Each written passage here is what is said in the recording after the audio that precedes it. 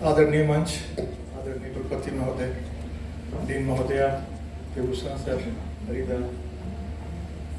Japan से Germany से पधारे हमारे मित्र प्राचार्य महोदया और उपाचार्य महोदया, उपराचार्य महोदया और नीचे बैठे सारी आचार्य और हमारी छोटी बहनें और बच्चों, सबों को जोहार।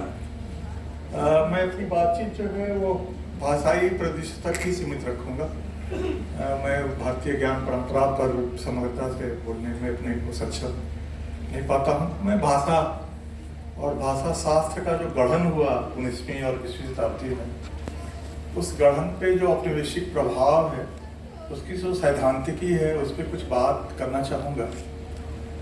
उसके पहले हमारे दोनों सम्मानित अग्रजों ने जो कुछ बातें कही, उस पर कुछ जोड़ना चाहूँगा मैं। सब ने ज्ञान परंपरा के वैश्विक परिदृश्य की चर्चा करते हुए प्राचीन काल में भारतीय ज्ञान परंपरा और ग्रीस की ज्ञान परंपरा को जोड़ा था। उसमें सर मैं केवल ये जोड़ना चाहता हूँ कि उसमें चीन भी शामिल है, क्योंकि 8वीं से 12वीं शताब्दी में जब अरब में अब्बासी खलीफाओं का समय था, तो अब्बासी खलीफाओं ने 2-3 मूवमेंट अपने यहाँ चलाया था। एक तो उनके यहाँ ट्रांसलेशन का मूवमेंट चला था कि वो ग्रीस में जो भी ज्ञान विज्ञान की चीजें थी उनको अरबी में ट्रांसलेट कर रहे थे। चाइना में जो कुछ विकास हुआ था ज्ञान विज्ञान में, उसको ट्रांसलेट कर रहे थे। और भारत के जो भी ज्ञान विज्ञान की चीजें थी, जैसे हमारे यहाँ वो बीजगणित जो लीलावती कहलाती है, भास्कराचार्य ने लिखा था, वहाँ गया, वहाँ अल ख्वारिज्म करके एक गणितज्ञ थे, तो वहाँ वो अलजबरा हो गया। वो फिर यूरोप में गया तो वो लॉगिदम होके हमारे इस टाइप वगैरह में लौट के आया है। तो 12वीं शताब्दी तक वहाँ, और दूसरा मोमेंट था कि लाइब्रेरी का, जिनके पास इतने बड़ा लाइब्रेरी हुआ करती थी, उनको दरबार में उतना बड़ा ही पद मिलता था। तीसरा था कि स्टेट ने पहली बार लेबोरेटरी को फंडिंग किया। लेबोरेटरी जो है स्टेट ने वो वैज्ञानिक कार्यशालाओं को और उनके उसको पहली बार स्टेट ने, शासकों ने उसको फंडिंग की, और वहाँ जो आपके ज्ञान विज्ञान था चीन का जो था और ग्रीस का, उसको बहुत आगे बढ़ाया वो लोग, और सबका लैटिन में ट्रांसलेट हुआ। उसी लैटिन के ट्रांसलेशन कारण यूरोप में वो इनलाइटमेंट और जो भी हम देखते हैं चीजें आई हैं। लेकिन कभी भी एशिया में विज्ञान की भूमिका क्या रही है, इस पे बात नहीं करता है लोग। दूसरी बात, सर ने जो बात शुरू की वेदों की, तो एक तो संगम साहित्य की भी जो कार्य अवधि जो कार्यकाल है, वो वेदों के कार्यकाल के समतुल्य ही है। और मुंडारी जो वाचिक परंपरा है, उसकी भी जो परंपरा है वो वेदों के आसपास जाती है। तो जिस 1500 ईस्वी पूर्व को हम लोग वैदिक मान के चल रहे हैं, वो थोड़ा सा आधा अधूरा सत्य है, पूरे भारत के परिदृश्य को स्पष्ट नहीं करता है, क्योंकि वैदिक ब्राह्मण परंपरा के लोग उस समय वो आबादी 1% भी नहीं रही होगी। तो जब भी हम वेदों से शुरू करें तो हम संगम साहित्य को भी याद कर ले, और मुंडारी वाचिक परंपरा को, उस समय वेद भी तो वाचिक ही रहा होगा। दूसरी महत्वपूर्ण बात है कि जो जिसको अथर्व कह रहे हैं हम, तो सुकुमारी भट्टाचार्य जी की किताब है, उस पे वो यादव यूनिवर्सिटी में हिस्ट्री के प्रोफेसर हुआ करते थे, उन्होंने काम किया है उस पे कि अथर्व जो है वैदिक ब्राह्मण परंपरा की चीज नहीं है, वो आदिवासी और लोक परंपरा की चीज है। पाहन और सोखा और ओझा लोगों का जो मंत्र था, जो उनका औषधीय ज्ञान था, जो उनका धातु के रसों से जुड़ा हुआ ज्ञान था, जो आधा अधूरा वो फिजियोलॉजी और मानव शरीर की जानकारी थी, उसके आधार पे जो मंत्र उन्होंने, जो चीजें उन्होंने क्रिएट की थी, तो 100 साल के संघर्ष के बाद कैसे वो वेद के रूप में स्वीकृत हुई। बड़ा बढ़िया काम है उसमें सुकुमारी भट्टाचार्य जी को, इसको देखना चाहिए। और पुराण जो है वो वेदों की प्रशंसा में नहीं रचे गए। जब कर्मनाशा नदी के बाद इधर जब आए, वो खास करके ब्राह्मण भूमि दान के बाद जब इस इलाके में आए, तो एक कल्चरेशन की प्रक्रिया शुरू हुई। सोशियोलॉजी की टर्मिनोलॉजी है मैम, तो वो पर संस्कृति ग्रहण की प्रक्रिया शुरू हुई। विजयनाथ मैडम हिस्ट्री की दिल्ली यूनिवर्सिटी की एक प्रोफेसर गुजर गई, उनकी किताब है पुराण एंड एक्लचरेशन। और कोसाम्बी सर भी इस बात को कहते हैं, चट्टोपाध्याय भी कहते हैं कि पुराण जो है आदिवासी परंपराओं को सम्मान देने के लिए गढ़ा गया, क्योंकि जो वैदिक देवी देवता थे वो खत्म हो गए धीरे धीरे। वो वरुण, अग्नि कुशन वगैरह खत्म हो गए और आदिवासी देवी देवता जो थे, चाहे महादेव हो या गणेश हो या कार्तिकेय हो, बहुत विस्तार से नहीं जाऊंगा, मेरे लेख में है वो ग्रहण हुआ, उसको पुराणों में उन्होंने लिखा। तो वो आदिवासी परंपराओं को सम्मान देने के लिए पुराण रचे गए थे, वैदिक परंपरा को देने के लिए नहीं। इस पर बाजार तक काम है, मेरी कोई बात नहीं है इस पर। विजयनाथ मैडम का बहुत बड़ा काम है और कई लोगों ने काम किया है इस पर। हरमन कुलके ने काम किया है, ईस्टमैन ने काम किया है, सोनथाइमर ने काम किया है, कई लोगों ने काम किया है सर। तो ये है जो सर लोगों ने बात कही, उस बात को थोड़ा सा आगे बढ़ाते हुए, और जो भाषा शास्त्र गढ़ा गया, और एडवर्ड सईद ने ओरिएंटलिज्म में बहुत विस्तार से की बातें कह दी हैं कि यूरोप के लोगों ने हमसे जो प्यार किया तो अपनी अवधारणा के अनुसार प्यार किया। तो उसी ढंग से वो जब हमारी भाषाओं को, विलियम जोन्स वगैरह की बात सर ने कही कि जब उन्होंने वो Bengal society, aesthetic society of Bengal की स्थापना की 1874 वगैरह में, तो बहुत पहले से ही सिल्विन पोलेक कह रहे हैं, ओरिजिन पैराडाइम की बात वहां यूरोप में शुरू हो गई थी 19वीं शताब्दी में ही, कि रेस उनके दिमाग में बड़ा वो काम कर रहा था। रेस की एक स्यूडो साइंटिफिक थ्योरी, नस्ल की एक अवैज्ञानिक सिद्धांतिकी जब हम पर शासन कर रहे थे तो उनके दिमाग में श्रेष्ठता बोध बैठ गया था वो। और ये श्रेष्ठता बोध सेकेंड वर्ल्ड वॉर के बाद जब होलोकॉस्ट हुआ, नाजीज्म जब का पतन हुआ, तो वो पीछे हटे।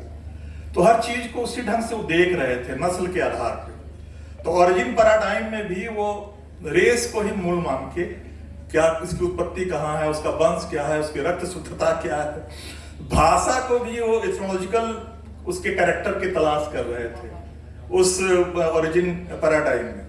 दूसरी थ्योरी आई वो 19वीं शताब्दी में, वो प्रत्यक्षवादी पद्धति थी, पोजिटिविज्म मेथड। ज्ञान विज्ञान के क्षेत्र में वो बाइनरी के आधार पे किसी चीज को कि क्या उसमें अनुकूल है, क्या प्रतिकूल है, छांट कर जो उसमें नहीं दिख रहा है उसको अलग करके, मतलब कि बी एंड अदर्स में वो तुलना करके, तुलना जब आप करेंगे तो हम और अन्य की ही तुलना करेंगे, तो उसके आधार पर हमारी भाषाओं को वो देख रहे थे, भिन्नता और समानता के आधार पर, उसी आधार पर वर्गीकरण कर रहे थे, उसी आधार पर नामकरण भी कर रहे थे।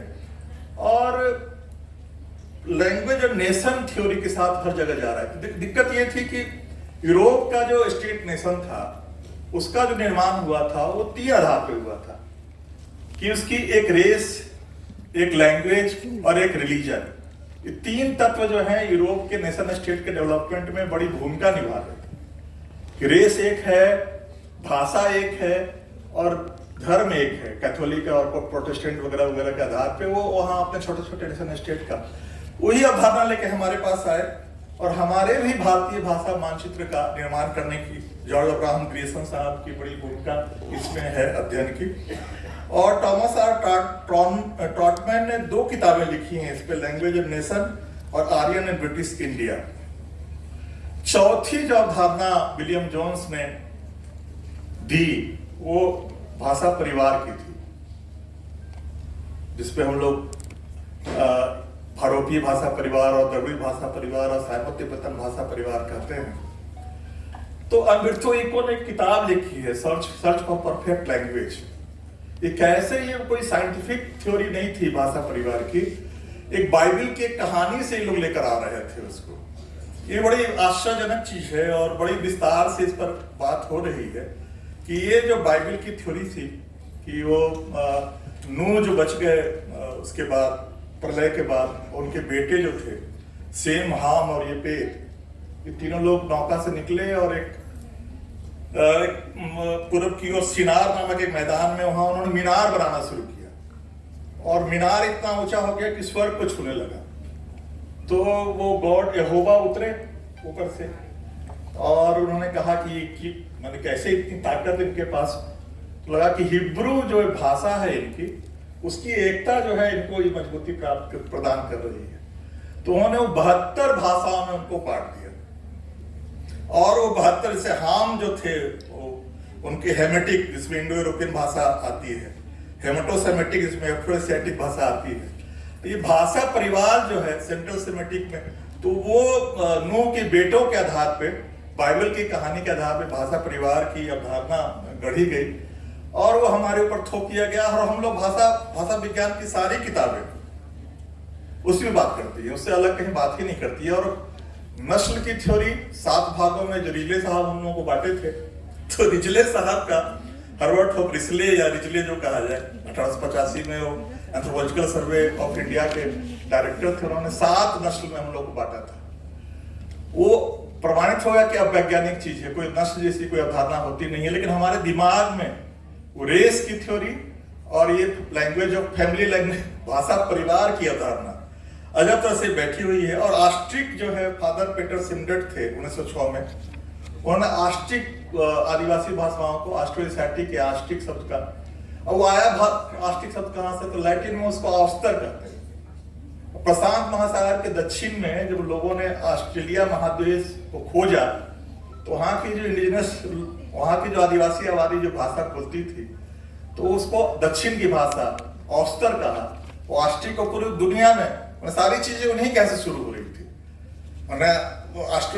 इंडो यूरोपियन भी वो लैटिन और संस्कृत से शुरू हो रहा था, ऑस्ट्रोएशियाटिक भी ऑस्ट्रेलिया, मतलब कि भारत और एशिया में बहुत ही बांझ और क्या जगह था कि यहाँ कुछ हो ही नहीं रहा था, सब कुछ यूरोप से हो रहा था और हम लोग उसको स्वीकार कर रहे थे, आज तक स्वीकार कर रहे हैं। दिक्कत यह है कि हमारे यहाँ किशोरीदास वाजपेयी हैं या बाबूराव सक्सेना हैं, डॉक्टर राजकुमार हैं, वो हमारे यहाँ जो गांव में ये बात बोली जाती है कि 4 कोस पर पानी बदले, 8 कोस पर पानी, और 16 कोस पर पगड़ी बदले और 32 कोस पर छानी। तो ये है कि हमारे यहाँ एक परंपरा रही है जिसको कंटिन्यूम थ्योरी या स्पेक्ट्रम थ्योरी कहते हैं, कि भाषा नहीं बदलती है, उसका रूप बदलता है। किशोरदास वाजपेयी समझाते हैं कि प्रयाग से अगर पैदल चलना शुरू करेंगे तो वो धीरे धीरे पहुंचते पहुंचते अफगानिस्तान पश्तो तक पहुंच जाएंगे, तो नहीं पता लगेगा कि भाषा कहां बदल रही है। अब अपने यहाँ छोड़ दीजिए, अपने यहाँ शुरू कीजिए, आप नालंदा नवादा से, वहां मगही से शुरू कीजिए, घुस जाइए फिर खोटा में, खोटा से फिर नगपुरिया इलाके में आ जाइए, क्या फर्क आपको महसूस होगा? कोई बस फर्क महसूस नहीं होगा सर। उसी ढंग से आप हमारे आदिवासी भाषाओं को, मुंडारी हो, संथाली हो, खड़िया हो, आसुरी है, ब्रिजिया है, बिरोरी है, महली है, तो अलग अलग इलाकों में बस गए। इस कारण से होता क्या, शब्द संपदा और व्याकरण एक ही रहती है, क्रिया रूप बदलता है, कारक बदलता है, उच्चारण बदल जाता है। तो हम अभी मुंडारी, संथाली हो, खड़िया, बिरहोरी, आसुरी एक ही भाषा है, लेकिन 1000 साल से अलग अलग बसने के कारण चीजें बदल गई हैं, क्रिया रूप बदल गया, कारक बदल गए, उच्चारण बदल गया।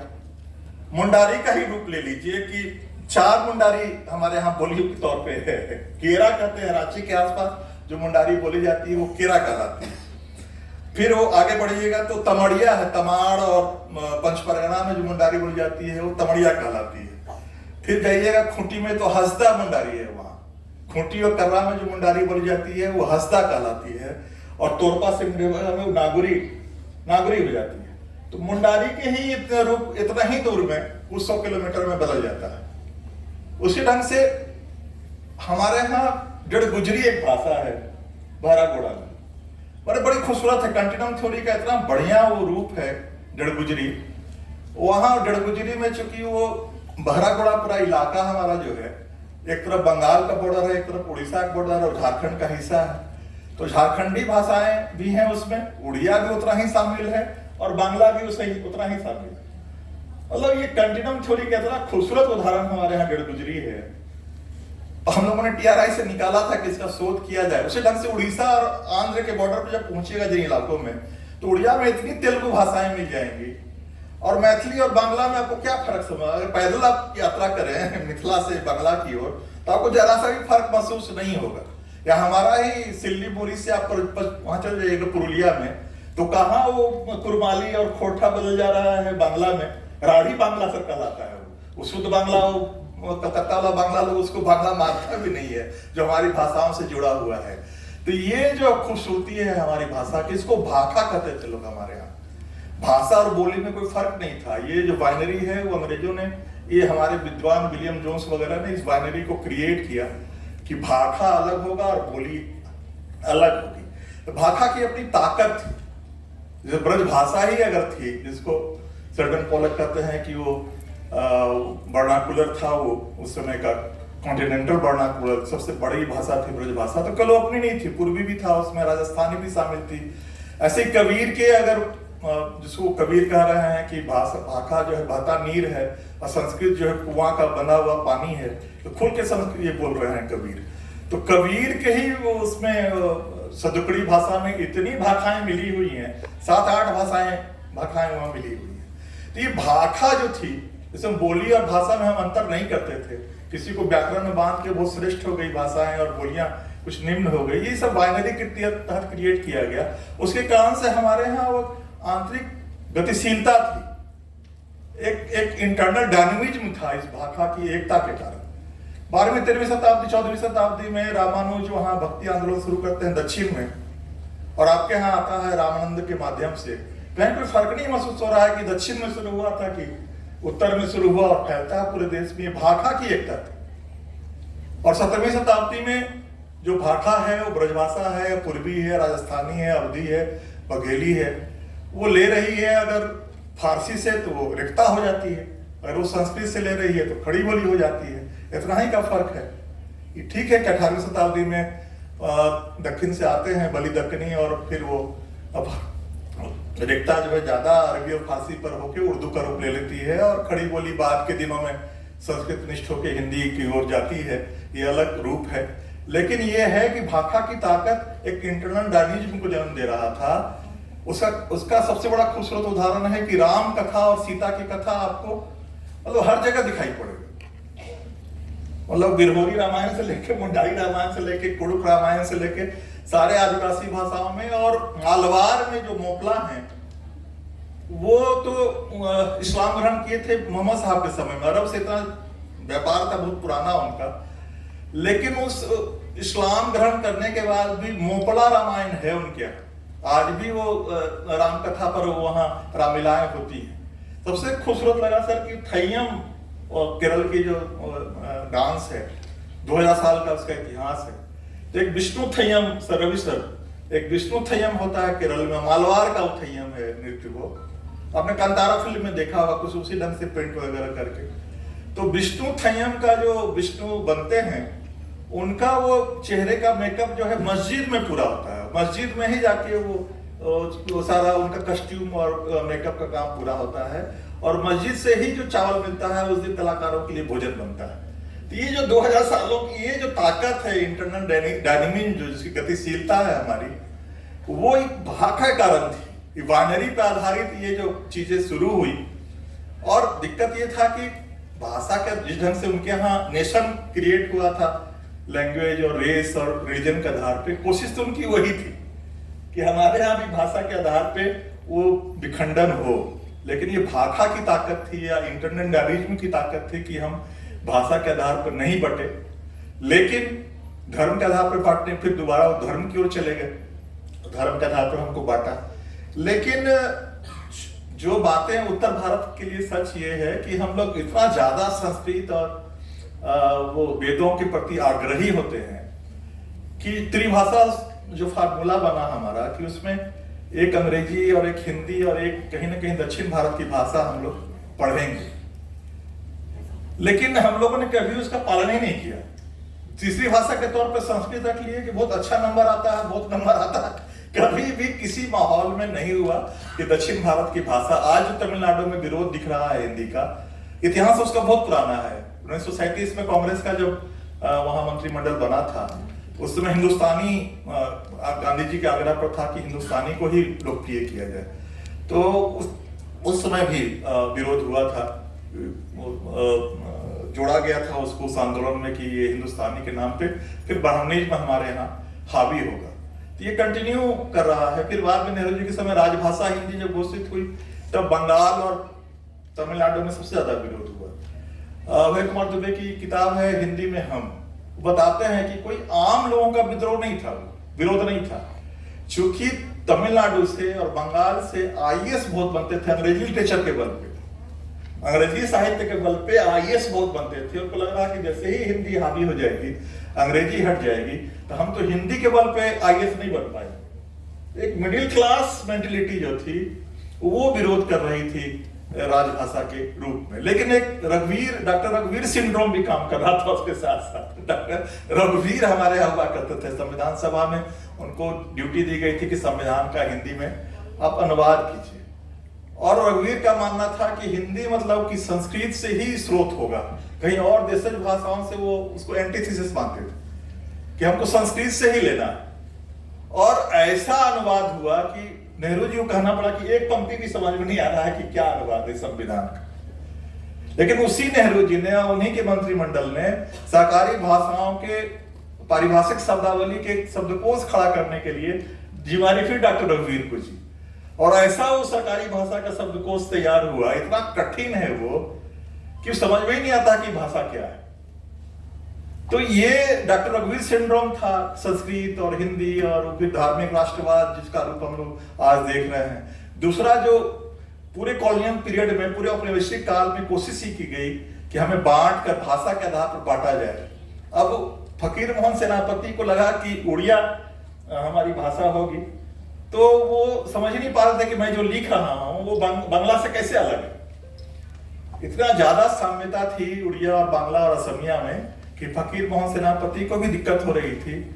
तब जो अंग्रेज श्रीमान थे, उनके जो गुरुजी, उन्होंने कहा कि आप सारे तत्सम शब्दों को छोड़ दीजिए और अपने उड़िया के देशज शब्दों को उसमें डालिए तो उड़िया तैयार हो जाएगी।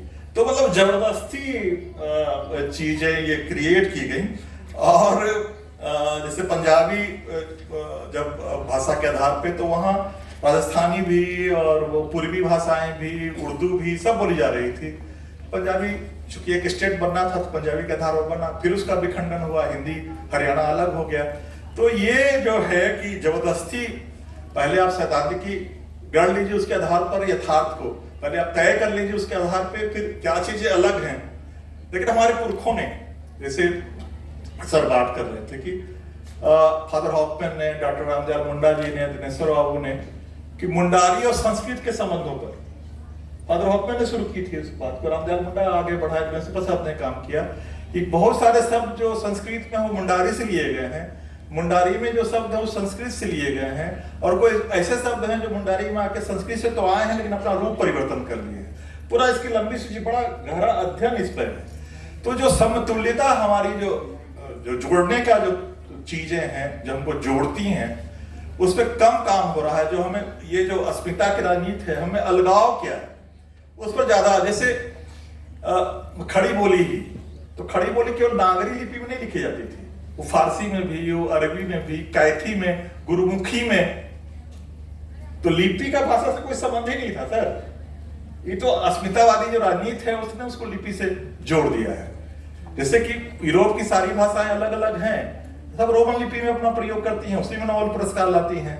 तो हम भाषा पर ये अलगाव हमारा क्या है, तो लिपि हम अलग करेंगे वगैरह वगैरह की जो चीजें शुरू हुई हैं, सब ये 19वीं और 20वीं शताब्दी में जो गढ़ा गया, भाषा परिवार की अवधारणा दी गई, नस्लीय अवधारणा दी गई, उसके आधार पे हम कितने अलग हैं इसको तय करने की कोशिश की गई, जिसकी जो राजनीति आज तक चली आ रही है। 80 के दशक के बाद तो हम लोग उसी पे ज्यादा बात कर रहे हैं कि हम कितने अलग हैं एक दूसरे से। जरूरत यह है कि ऐसे मौकों पे हम लोग बात करें कि कैसे हम लोग जुड़े हुए थे। मुंडारी संस्कृत पे काम हुआ है, ढंग से कुड़ुक पे काम होना चाहिए कि जब दक्षिण से हम लोग आए तो आवर्जन का इलाका क्या क्या था, वहाँ कैसे कैसे प्रभावित करते हुए हम लोग आए हैं। तमिल और कुड़ुक पे तो सर बहुत कार्यक्रम करवाते रहे हैं, दक्षिण भारत से लोगों को बुला के, विद्वानों को, तमिल और कुड़ुक के व्याकरण की और साम्यता पर और शब्द संपदा की, लेकिन वो कैसे कैसे बदला है, आवर्जन का रूट क्या था, उस पर काम होना चाहिए।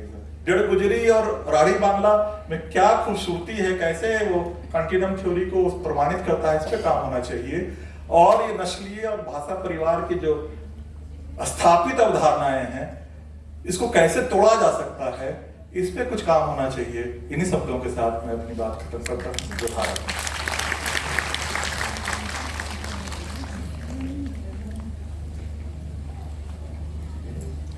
डॉक्टर श्री